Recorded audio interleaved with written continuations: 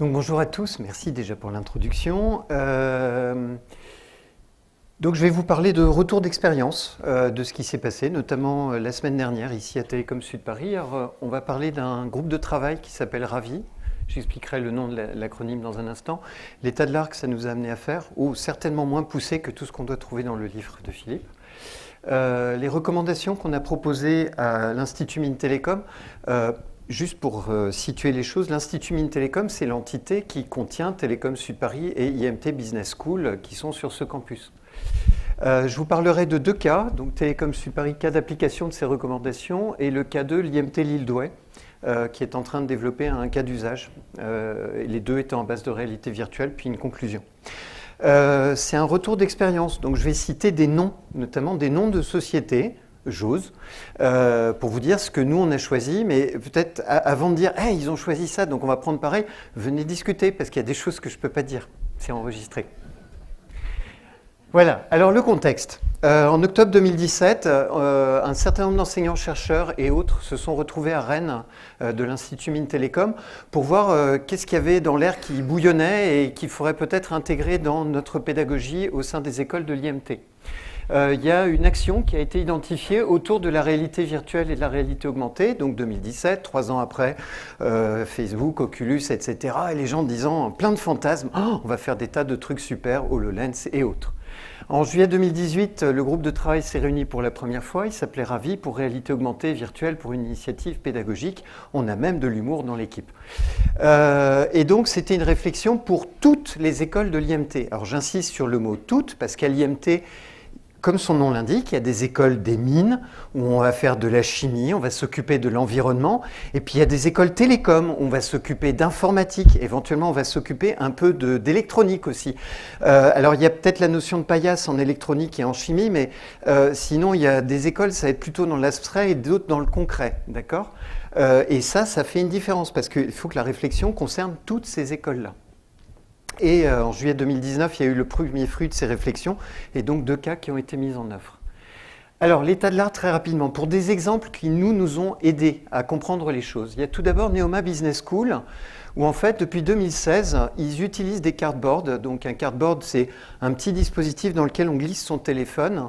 Et ça, ils ont développé en parallèle un logiciel qui permet de faire de passer des vidéos 360 interactives. Et ils ont 2 applications, mais la principale, c'est une visite d'un magasin de téléphonie à Reims qui va permettre aux étudiants, notamment alors les étudiants de L3, au lieu d'étudier un gros doc absolument imbuvable, et ben de se balader virtuellement dans le magasin, et c'est à l'étudiant de se débrouiller pour repérer les choses importantes dans le magasin, et puis derrière, ils vont en tirer des conclusions. Ils ont aussi des TD en M2 autour de la créativité, notamment autour de l'innovation. Donc depuis 2016, ils ont passé 2000 étudiants sur cette application, donc ils ont quand même une expérience. Et puis des petits détails pratiques, parce que leur application, il faut télécharger l'application. Et évidemment, c'est des étudiants, donc quand on dit aux étudiants de télécharger à l'avance, les étudiants oublient de le faire. Donc ils arrivent en grand amphi, les étudiants, et ils se mettent tous à télécharger sur la borne Wi-Fi. Donc la borne Wi-Fi s'écroule, donc ils se mettent tous à utiliser la 4G. Et la 4G, la borne 4G du coin, elle s'écroule aussi. Donc des petits détails comme ça assez amusants. Mais bon, il y a du vécu derrière. ISTP, qui est une école de l'IMT, comme son nom ne l'indique pas, eux, ils ont une démarche différente. Eux, ils ont 4 casques HTTC Vive. Et surtout, ils ont des gens, en fait, qui, dans leur L3, ont des capacités. Ils savent jouer avec un outil qui s'appelle Unity. Ils ont des capacités de modélisation d'environnement.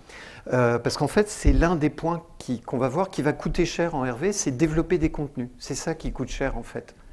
Eux, ils ont des gens pour faire ça gratuitement. En plus, ça rentre dans leur cursus d'études.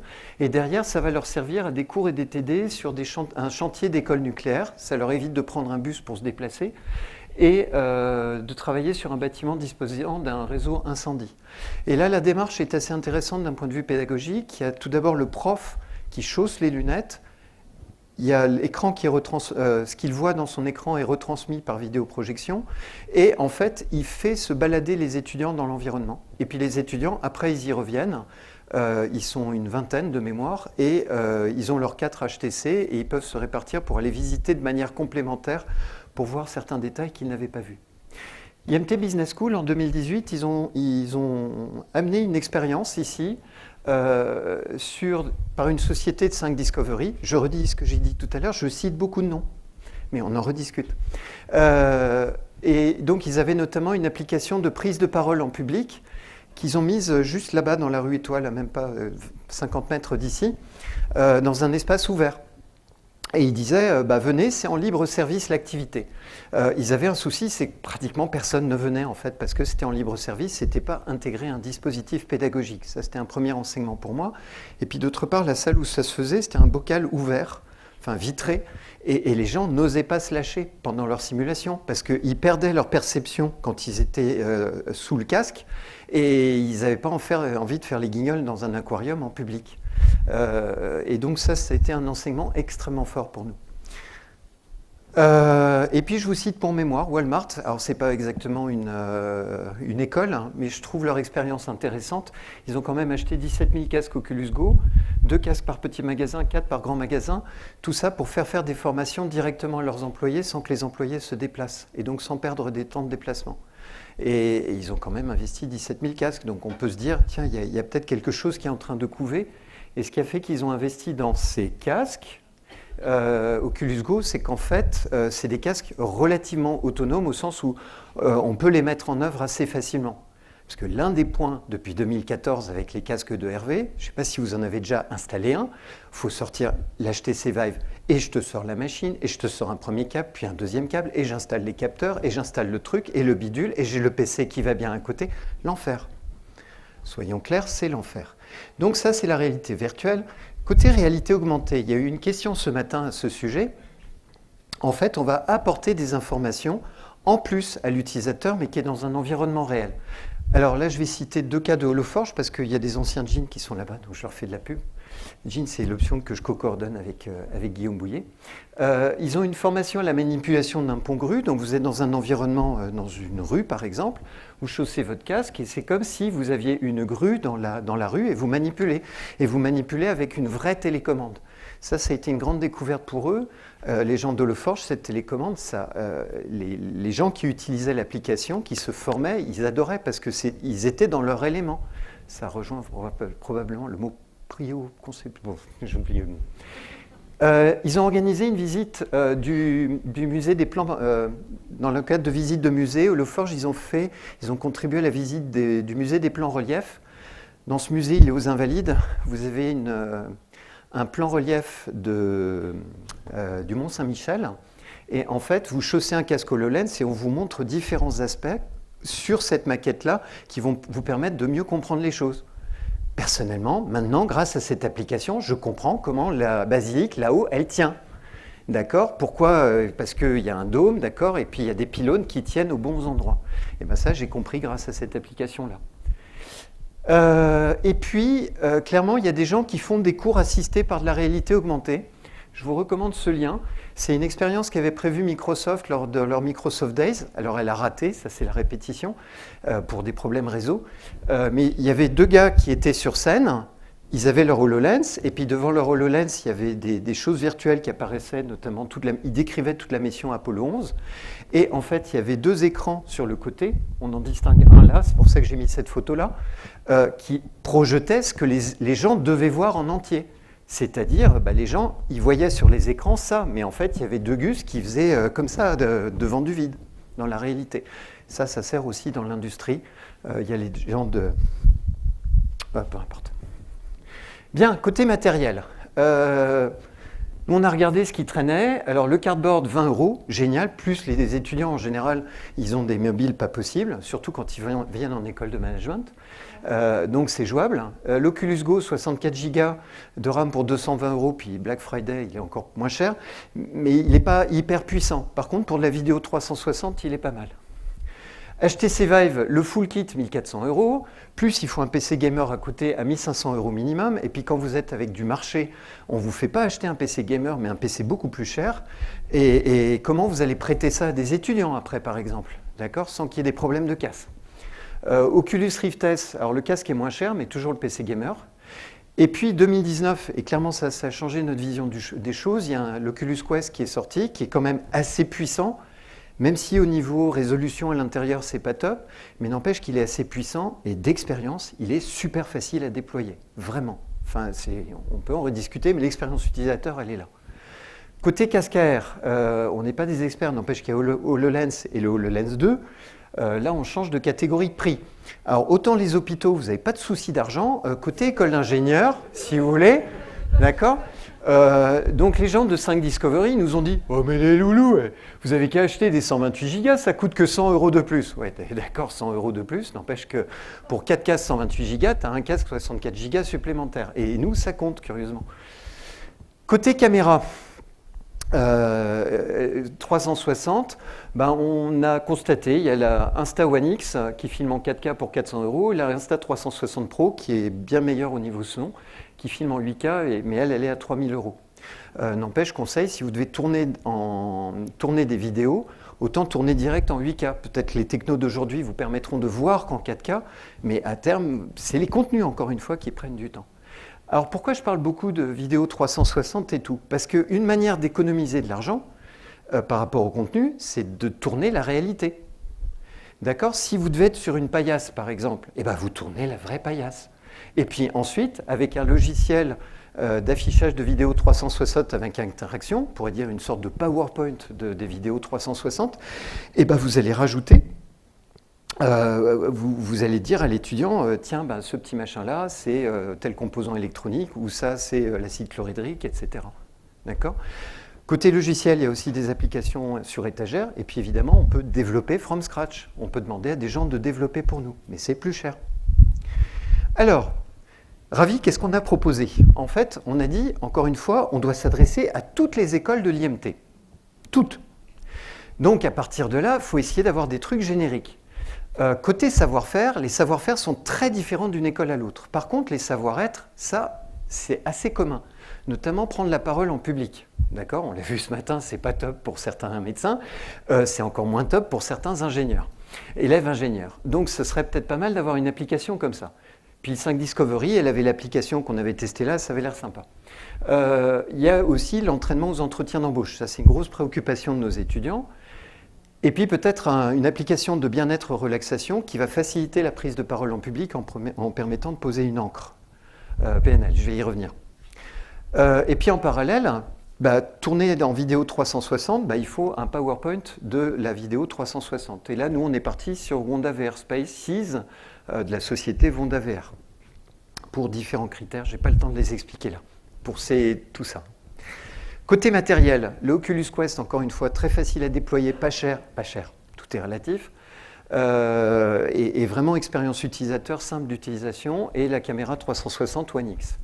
Donc on a proposé aux écoles qui le souhaitaient 6 casques, les licences de ces logiciels, une caméra 360, avec une condition sine qua non, il faut que ce soit intégré dans un dispositif pédagogique de l'école, parce que sinon, ça va aller dans une armoire prendre la poussière. C'est ce qui est arrivé avec IMT-BS. Je ne cafte pas, c'est de la réalité. Et puis, en parallèle, il y avait quand même un truc qui était commun à toutes les écoles des mines télécom et d'autres écoles, c'est la formation en santé et sécurité au travail.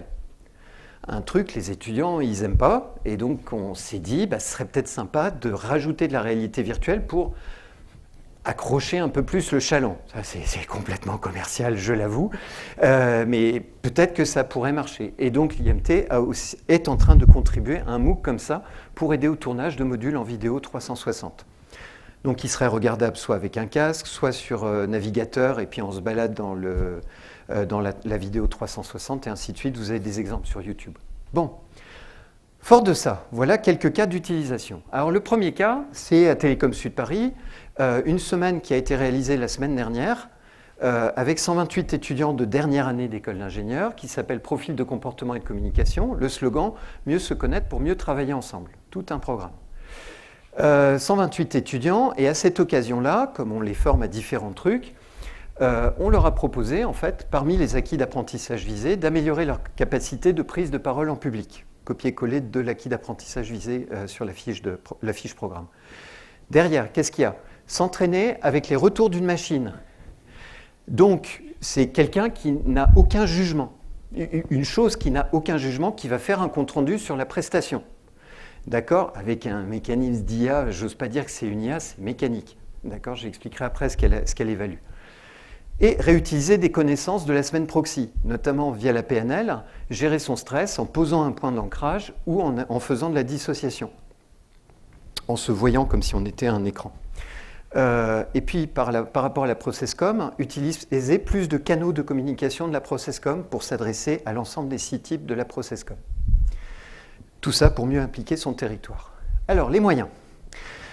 Le logiciel de prise de parole en public, la version qu'ils nous ont fournie, ça a été salle de spectacle, c'est un peu conf TEDx et vous êtes immergé dans une salle. 6 casques Oculus Quest, 7 salles, une pour l'accueil des étudiants, 6 pour leur séance d'entraînement, avec un espace dégagé d'au moins 3 mètres sur 3. Globalement, ce truc-là peut-être un peu même plus grand, pour qu'ils puissent se déplacer dans la salle physiquement. Parce que c'est l'un des trucs qui est évalué par le logiciel, comment il s'est déplacé, comment il regarde la salle, est-ce qu'il regarde bien à gauche, à droite, etc. Toujours dans les moyens, 3 encadrants par demi-journée, 24 étudiants pour chaque demi-journée, fois 6 demi-journées. Donc il faut les trouver, les encadrants. Bonjour. Travail préliminaire. Le coordonnateur, votre serviteur, créer un plan type de la présentation faite par chaque étudiant, et puis c'était en collaboration avec des collègues. On a décidé d'avoir 10 minutes de présentation et 5 minutes de questions-réponses, ce qui collait bien avec des séances de 30 minutes par étudiant, 2 séances par étudiant. Les questions posées à la fin de la présentation par le public, entre guillemets, puisque c'est un public virtuel, les énoncés des questions et l'enregistrement vocal pour l'enregistrer dans le casque. Et puis un planning de passage, parce qu'il faut les faire passer, les 128 étudiants, sur les 6 demi-journées. Programme intéressant, surtout quand on nous pique des salles. Ouais, sinon c'était pas drôle. Les encadrants, il aurait fallu faire un entraînement à l'utilisation de l'application, sauf qu'on a reçu très tardivement l'application, donc l'entraînement il s'est fait un peu... ça a été chaud ça. Et les étudiants, ils avaient les slides de présentation à préparer. Et éventuellement répéter tout seul, vous pouvez être sûr qu'ils sont 100% à l'avoir fait. Le déroulement. Chaque étudiant se voit planifier 2 séances d'entraînement de 30 minutes, séparées d'1h30. Donc ça permettait à l'étudiant de recevoir un compte-rendu de l'application et de se dire, OK, est-ce que je peux améliorer des choses ? On a un étudiant, par exemple, il a constaté lors de son premier passage qu'il a eu beaucoup de blanc par rapport au temps de parole. Donc il a dit, 2e séance, j'y ferai attention. Et il s'est amélioré. L'étudiant arrive 5 minutes avant le début de sa séance. L'intervenant, c'est ce qu'est en train de faire ma collègue Racha Halal, transfère en fait du PC où elle a récupéré les slides de l'étudiant, soit sur clé USB, soit sur Moodle. Elle transfère les slides sous forme JPEG dans le casque. Ça, c'est l'une des faiblesses du logiciel qu'on utilisait.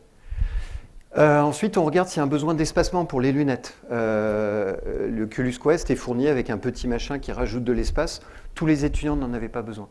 Ensuite, on nettoie le casque avec une lingette. Ça, c'est psychologique, mais ça me semblait important. Ça, c'est moi qui ai pris cette décision pour que l'étudiant se dise « Ok, on fait attention à moi ». Lingette, Mixa bébé, c'est doux pour les fesses, etc. Nettoyage lentilles, éventuellement avec un chiffon microfibre. Et puis vient la séance 1. Donc, on accompagne l'étudiant dans sa salle et on lui explique. En fait, on a découvert 60%, pour 60% des étudiants, c'était leur première expérience de réalité virtuelle. En plus, tout le monde n'a pas manipulé le Quest. Donc, on va lui expliquer le rôle des boutons, parce que ce n'est pas très bien expliqué quand ils sont dans l'appli. On l'aide à installer son casque. Et puis surtout, il y a un moment grandiose où il doit taper son mail. Et la réalité virtuelle, c'est génial pour gérer les claviers. Là, il est en train de taper son mail. C'est comme si ses manettes étaient des baguettes. Voilà, c'est l'enfer. Et puis, la touche pour le backspace, en fait, elle s'appelle rétro-espace. Super. Donc tout ça, ça prenait 9 minutes, grosso modo. Et puis après, on le laissait seul. Une fois qu'on était sûr que la simulation était lancée, on disait clairement à l'étudiant, je vous laisse seul au sein de vivre votre simulation tout seul. L'étudiant reçoit un courriel de sa prestation, et puis 1h30 après, il revient pour la 2e séance. Là, il était en général beaucoup plus autonome. En général, l'encadrement, c'était 2 minutes pour l'aider à mettre en place les choses, etc. Et il reçoit à nouveau un courriel de compte-rendu de prestation. Les retours qu'on a eus. Alors tout d'abord, 128 étudiants participants à cette semaine. On a eu 126 étudiants qui sont venus vivre leur séance. D'accord ? Ce qui est remarquable, parce que les autres demi-journées, je vous dis, le taux de sèche était bien plus important. Sur ces 126 étudiants, il y en a 15 qui n'ont pas rendu leur questionnaire. Pourtant, il y avait 3,6 points. Répondre au questionnaire, ça rapportait 3,6 points sur la note finale de 20 points. Mais il y en a 15 qui ont décidé de jouer. Bon, ils ont joué. Bon, ouais, peu importe. Ensuite, on en a encore 11 qui ont répondu au questionnaire, mais en disant explicitement qu'ils ne souhaitaient pas que ça serve à à des statistiques, à de la recherche pédagogique. Donc, ce qui fait qu'on n'a que 102 questionnaires exploitables. Première expérience VR, donc je vous l'ai dit tout à l'heure, 60% c'est oui, 40%, ben non, j'ai présenté dans l'autre sens. Je ne sais plus si le pourcentage il est dans ce sens-là ou dans l'autre. Il faudrait que je revoie mes chiffres. Alors, une question importante pour nous, c'est est-ce qu'ils avaient vécu du stress? Et il y avait plusieurs réponses possibles. Alors, on en a quand même 60% qui ont dit aucun stress, avec des motivations du style « l'application n'était pour moi pas assez réaliste ». C'est notamment lié à la faiblesse de la puissance de calcul du Quest qui est plus limitée que si on a un gros ordinateur à côté, mais on en a quand même 25% qui ont eu du stress avant de monter sur la scène virtuelle. Donc l'appli, vous chaussez, la simulation se lance, vous êtes au bord de l'estrade comme ça, d'accord, ça démarre comme ça. Vous avez l'auditrice qui est là, l'auditrice d'avant qui est en train de parler, comme Philippe tout à l'heure, et vous sentez la boule monter, quoi. Voilà. Et puis soudain, il y a le commentateur qui dit « Merci beaucoup pour votre intervention », comme a fait Isaline tout à l'heure. Et on va passer à l'intervenant suivant. Là, il y a une grande musique qui démarre. Vous avez plein de caméras partout qui zooment sur vous. Tout est fait pour vous détendre. Donc 25% éprouvé du stress. Et pendant la présentation des slides eux-mêmes, 22%. Et pendant la séance de questions-réponses, 10%. C'était la semaine dernière, je n'ai pas eu encore le temps d'analyser toutes les raisons pour lesquelles, comment ils ont géré, etc. Venez une prochaine fois. Côté canaux de process communication, ça nous intéressait aussi très fort de savoir qu'est-ce qu'ils avaient réussi à faire. Ils avaient comme instruction d'en utiliser au moins deux. Le canal le canal informatif interrogatif, truc classique, on donne des faits, plein de chiffres. Là, je fais plaisir à ceux qui sont dans ce canal-là, d'accord? C'est a priori la majorité d'entre nous. Ou d'entre vous. Et puis il y a d'autres canaux, d'accord, il y a bon, on ne va pas faire un court process comme.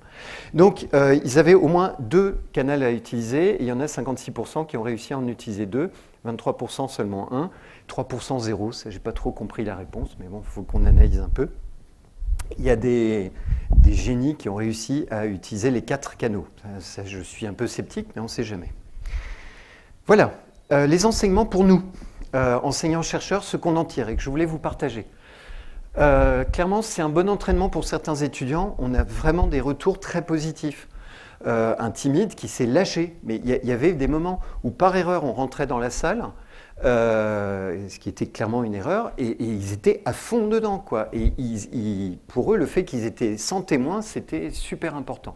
D'autres étudiants sont moins convaincus, notamment des gens qui vous disent « Moi, ça fait des années que je fais des trucs en conservatoire, et j'ai pas de problème de stress. » Bon, ok. Importance que l'étudiant s'entraîne seul, sans témoin. Ça fait écho au test qu'il y avait eu en 2018 là, dans l'aquarium ouvert, et où des étudiants m'avaient dit qu'ils l'avaient mal vécu. Même j'ai des collègues qui carrément fermaient les rideaux de la salle. Ça, c'est un peu en contradiction avec des gens qui vous disent « Une appli de communication, il faut qu'il y ait un coaching à côté. » Voilà. Alors, je ne dis pas qu'on se substitue avec un truc comme ça. Derrière, donc, c'était une répétition de soutenance qu'ils faisaient avec ce système. Derrière, ils ont des vraies soutenances pour la plupart des étudiants. Et donc, ils ont d'autres retours qui me semblent importants. Mais au moins, on les décrasse, quoi, avec un truc comme ça. C'est comme ça qu'on le perçoit. Système de gestion des casques déchargés, il marche plutôt pas mal. Alors initialement, on avait acheté des batteries, mais qui ne sont pas assez puissantes pour charger le Quest. Donc je vous présente Monsieur Castor Junior. Il a un espèce de harnais qui sert à tenir une GoPro d'habitude. Il y a un câble électrique qu'on fait passer dans le harnais et on branche en fait le système d'alimentation dedans. Ce qui fait que ce petit machin-là est assez fragile en fait. Et donc, comme ça, même si l'utilisateur il bouge la tête, ça tient. D'accord ? C'est les mines de Douai qui m'avaient signalé ça, qu'ils avaient eu le problème lors de la fête de la science. Besoin de former les encadrants avant l'encadrement, même si c'est juste une demi-heure, leur faire vivre l'expérience. Parce qu'en fait, les Quest, ils n'ont pas de retour écran. Donc en fait, vous êtes là à dire à l'étudiant, bien, alors là, vous êtes dans un environnement plutôt cosy, regardez au-dessus de vous, c'est un beau dôme, hein, n'est-ce pas?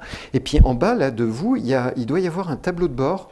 Ouais, ça c'est le ouais, là vous êtes content, parce que sinon c'est, ah non, Non, en fait, je vous vois vous. Ah, flûte. Ok, passez-moi le casque, etc. Et donc, on guide l'étudiant plus facilement si on est au courant de ce qu'il est censé voir. Démarrer la première séance à 8h30, ce qui était l'horaire prévu, 8h30, 12h30, 14h, 18h, c'est clairement compliqué. Évry, il y a le RERD, là je pense que ça va parler à un certain nombre de gens. La semaine dernière, c'était une grande semaine pour le RERD. Voilà. Et puis, donc ça, c'est le premier problème, surtout la semaine dernière. Oui, la semaine prochaine, je ne vous dis pas ce que ça va être. Deuxième problème, les casques, ils se mettent à jour. Mais ils ne vous le disent pas. Tadam, je me mets à jour. Ah oui, tiens, tu as ce menu dans ton écran. Je ne le connaissais pas celui-là. Ça nous a fait ça la semaine dernière, d'enfer. La planification des séances était trop optimiste. Je n'avais pas pu faire de test avant, donc j'avais prévu 8 minutes d'accompagnement. Or, c'était 9 minutes et ça a un peu chamboulé les choses. Plus, au lieu de 8h30, on démarrait à 8h50, 8h55. Pas cool. Alors, ici, je vous ai mis, c'est lourd en énergie, donc 3 encadrants pour 24 étudiants par demi-journée, fois-ci demi-journée. Mais quelque part, c'est pour un truc de communication, c'est pas si mauvais que ça, en fait. Mais n'empêche, c'est lourd. Par rapport à une séance de TD normale, vous pouvez être tout seul face à 24 étudiants. Donc l'Oculus Quest, ça y est, il sait faire avoir un retour du casque sur mobile. Peut-être ce sera intéressant. À ce moment-là, il faut prévoir plusieurs mobiles différents. Et peut-être une autre idée, ce serait dans cette salle d'accueil, former plusieurs étudiants en même temps. Mais ça voudrait dire de changer le Guardian, le truc qui définit la zone de travail du Quest. Ce qui fait que l'étudiant, ensuite, il est en sécurité. Il peut bouger comme il veut dans la réalité et dans la virtualité. Et puis s'il atteint un bord, une limite du terrain réel, en fait, il y a une muraille qui va se créer. Et donc, si on forme plusieurs étudiants en même temps, ça ne va pas le faire. Un deuxième cas, ouais, j'ai été trop long, désolé. Un deuxième cas, c'est ce qui est en train de développer les mines de Douai avec un cours de mécanique des fluides. Donc eux, ils partent sur une base vidéo 360. Donc ils se sont flagellés pour aller dans les Alpes sur un barrage en Suisse cet été. Ils souffrent, hein, regardez-les là, ils sont en train de souffrir. Donc là, vous avez la petite Insta et là, vous avez la grosse Insta. Elle ne se voit pas, mais c'est une espèce de boule avec 6 caméras. Et donc, ils vont prendre des images du barrage. Et l'idée, c'est qu'après, ce qu'ils veulent faire, c'est qu'ils vont mettre la trentaine d'étudiants qui suivent ce cours par groupe de 4-5. L'un utilisera un Oculus Quest 60 Go, les autres utiliseront d'autres supports, ils ne me l'ont pas dit ce que c'était, et ils vont collaborer entre eux pour avancer dans une mission. Ça va être un jeu, en fait, qui vont se faire. Et puis, il y aura un jugement de support durant les séances. Le casque permettra donc d'afficher ces vidéos 360 et ils vont afficher également des modèles 3D parce qu'ils ont la chance d'avoir un scanner 3D, ce qui va leur faciliter le développement de contenu. Calendrier, première présentation en des mécanismes du jeu début 2020 et les premières séances de formation, ce sera en 2021. Voilà. Et je termine par ces quelques mots. Donc, je vous ai présenté les deux facettes sur lesquelles on est parti avec l'IMT. Ces logiciels pour développement de savoir-être, un logiciel, une sorte de PowerPoint de la vidéo 360. J'insiste lourdement sur la nécessité d'intégrer ces outils dans un dispositif pédagogique, d'accord ? Avant et après l'utilisation de l'outil. C'est qu'un outil, d'accord ? C'est pas « Oh, je vais faire de la VR, ça va me résoudre tous les problèmes possibles et imaginables. » Non, c'est un outil. Côté K1, le retour des étudiants semble positif, mais à voir plus attentivement. Je pense que c'est lourd d'un point de vue encadrement, mais c'est à relativiser avec le type d'activité, encore une fois. Côté Télécom Supari, qu'est-ce qu'on envisage ? Déjà de le mettre à disposition à la médiathèque des Oculus Quest, parce qu'ils sont vraiment simples à déployer. Et on peut imaginer des thésards, voire des étudiants qui voudraient s'entraîner par eux-mêmes. D'accord ? Alors ça semble en contradiction avec mon truc là, mais on est en train d'instituer, j'aurais envie de dire, une culture. C'est ce que j'espère en tout cas. Alors je me leurre pas, hein, les Quest ils vont sortir aussi pour jouer, forcément. Et c'est de belles machines pour jouer aussi. Il y a cette application bien-être relaxation, elle dure à peu près 15 minutes et elle est pas mal. Et peut-être ça pourrait être utile pour les personnels aussi, de le vivre et puis de découvrir la réalité autrement. Et puis il y a d'autres formations, notamment il y a une entité qui s'appelle Reverso à Lyon, qui développe deux vidéos 360, une sur le sexisme et une sur le harcèlement. Je vous conseille d'aller voir leur site, surtout la vidéo, le teaser sur le harcèlement, Mais vous allez avoir une boule au ventre en vous disant mais c'est pas possible. Et en fait, c'est la réalité. Et c'est justement alors l'idée de leurs interventions, parce qu'ils font des interventions, c'est que les gens regardent la vidéo, se la prennent en pleine poire parce que ça court-circuite des couches. Ça, Philippe, tu vas expliquer ça beaucoup mieux que moi. Des couches au niveau émotion. On attaque directement au niveau émotion, d'accord. Et après, il y a un petit groupe de parole, on discute, les gens discutent entre eux et c'est animé par quelqu'un.